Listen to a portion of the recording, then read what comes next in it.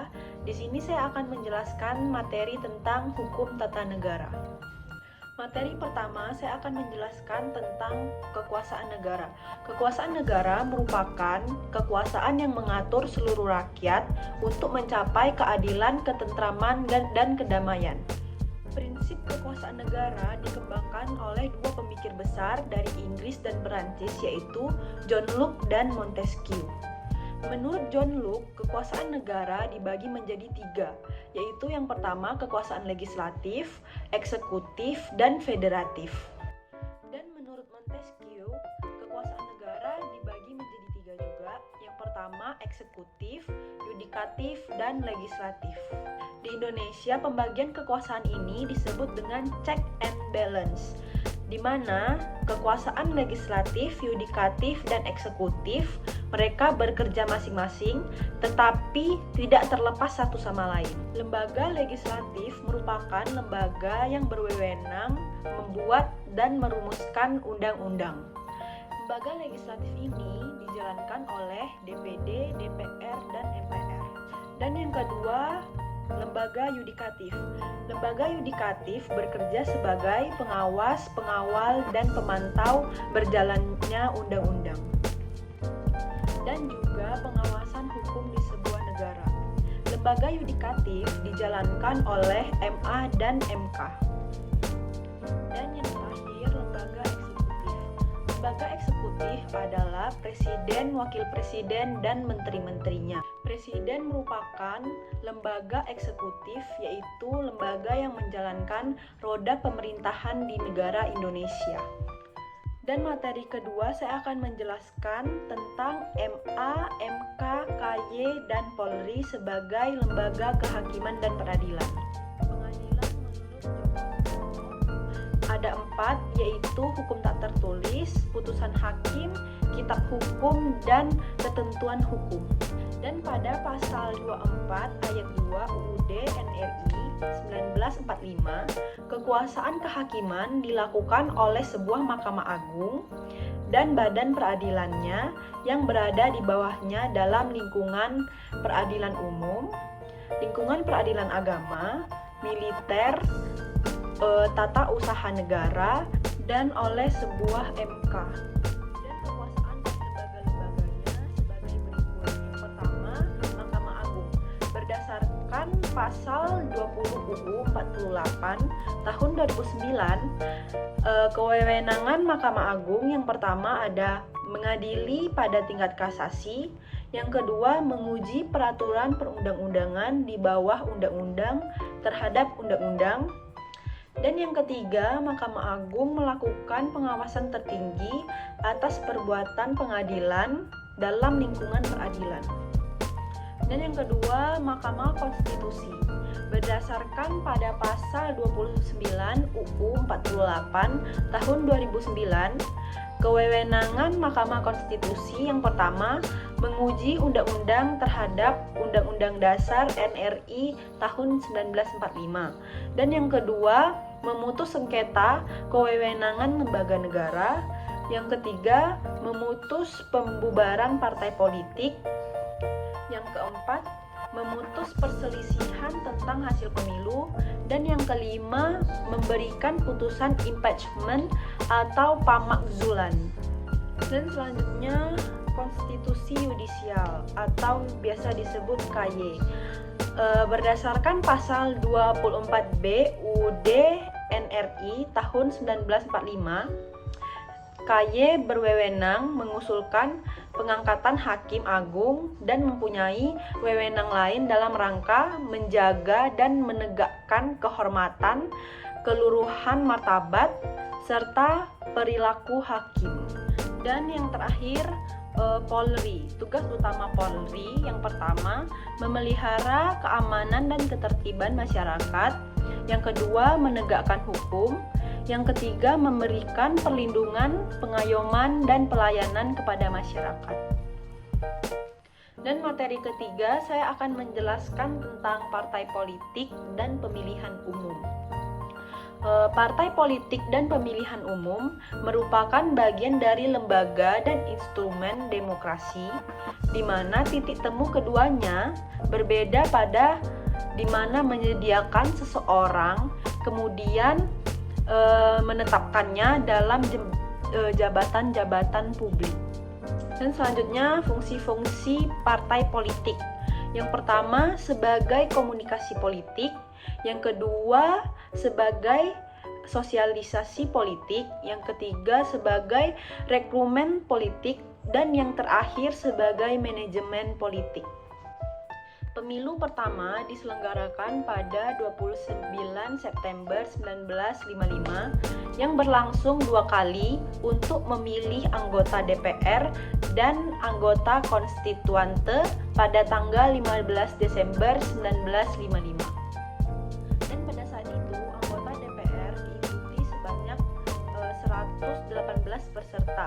Di antaranya ada 36 partai politik, 36 ormas, dan 48 perorangan. Dan selanjutnya pemilihan anggota konstituante diikuti sebanyak 91 peserta. Di antaranya ada 39 partai politik, 23 ormas, dan 29 perseorangan. Dan selanjutnya pemilu kedua diselenggarakan pada saat sudah Orde Baru tanggal 5 Juli 1971. Itu untuk memilih DPR dan DPRD seluruh Indonesia. Dengan keputusan hanya memilih 3 partai politik yang boleh maju, yaitu yang pertama P3, dan yang kedua PDI, dan yang ketiga Partai Golkar.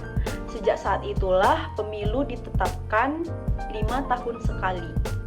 Pada tahun 1971, Partai Golkar keluar sebagai pemenang, dan pada tahun 1973 Partai P3 dan disusul PDI yang terbentuk dari 5 partai politik. Pada tanggal 7 Juni 1999 pemilu diadakan lebih cepat dan 3 partai tersebut masih memegang suara tertinggi. Dan di tahun 2004 diselenggarakan pemilihan presiden dan wakil presiden. Dalam pemilihan calon presiden dan calon wakil presiden harus diusung dari partai politik yang dapat kita lihat di dalam UU 42 tahun 2008 pasal 1 ayat 3 dan ayat 4. Dan materi selanjutnya saya akan menjelaskan tentang kewarganegaraan. Kewarganegaraan menurut Wolf adalah keanggotaan suatu bangsa tertentu, yakni sejumlah manusia yang terikat dengan yang lainnya karena ada kesatuan bangsa, kehidupan sosial budaya, serta kesadaran nasionalnya.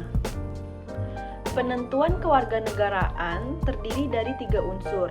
Yang pertama ada ius sanguinis, yang kedua ada ius soli, dan yang ketiga ada naturalisasi. Yang pertama saya akan menjelaskan tentang ius sanguinis. Unsur dari ius sanguinis adalah unsur darah keturunan. Unsur darah keturunan dari orang tua yang menurunkannya.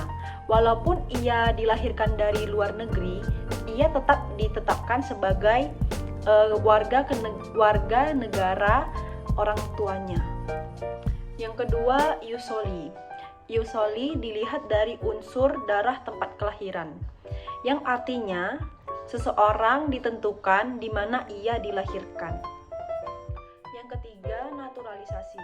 Naturalisasi dilihat dari unsur pewarganegaraannya. Seseorang dapat mengajukan permohonan untuk menjadi warga negara tertentu setelah dapat melengkapi syarat-syarat tertentu. Dan selanjutnya saya akan menjelaskan masalah kewarganegaraan. Ada biapatrid dan apatrid. Yang pertama ada biapatrid. Biapatrid dalam negara yang merupakan ius soli dan ius sanguinis. Seseorang tetap dinyatakan sebagai warga negaranya dimanapun orang tuanya berasal. dan juga dinyatakan sebagai warga negara di mana ia dilahirkan. Dan yang kedua adalah apatrid. Apatrid negara yang merupakan ius soli, melahirkan anak yang ius sanguinis. Maka anak tersebut tidak lagi dianggap sebagai warga negaranya dari kedua orang tuanya. Selanjutnya, pengajuan kewarganegaraan. Berdasarkan UU nomor 12 tahun 2006, yang pertama harus memiliki beberapa persyaratan yang harus dipenuhi. Dan yang kedua, diberikannya kewarganegaraan Indonesia bagi warga negara asing yang telah berjasa bagi NKRI. Dan yang ketiga, penetapan pengadilan bahwa WNA yang belum berusia 5 tahun dianggap secara sah. Dan yang keempat, dengan sendiri menjadi warga negara Indonesia ketika anak yang belum berusia 18 tahun atau belum kawin berada pada tempat tinggal di NKRI. Selanjutnya, bagaimana sih bisa kehilangan warga negara? Yang pertama, kemauan sendiri untuk memiliki kewarganegaraan negara lain. Dan yang kedua, tidak menolak atau tidak melepas kewarganegaraannya di negara lain. Yang ketiga, dinyatakan hilang kewarganegaraannya oleh presiden atas kemauannya sendiri. Dan yang keempat, sukarela ikut dinas tentara negara lain tanpa izin dari presiden. Yang kelima, turut serta dalam pemilihan sesuatu yang bersifat ketatanegaraan di negara lain. Yang keenam, menyatakan janji atau sumpah setia pada negara lain. Yang ketujuh, memiliki paspor atau surat lainnya yang berlaku di negara lain. Yang kedelapan, tinggal di luar Indonesia lebih dari 5 tahun tanpa alasan yang jelas. Dan yang kesembilan, menikah dengan warga negara asing. Tadi saya sudah membahas tentang syarat-syarat bagaimana sih bisa kehilangan kewarganegaraan, dan selanjutnya saya akan membahas tentang memperoleh kembali kewarganegaraan. Yang pertama, syaratnya mengajukan permohonan melalui naturalisasi. Dan yang kedua, kehilangan karena bertempat tinggal di luar negeri selama 5 tahun berturut-turut tanpa pemberitahuan, dapat mengajukan permohonan kepada menteri atau perwakilan RI.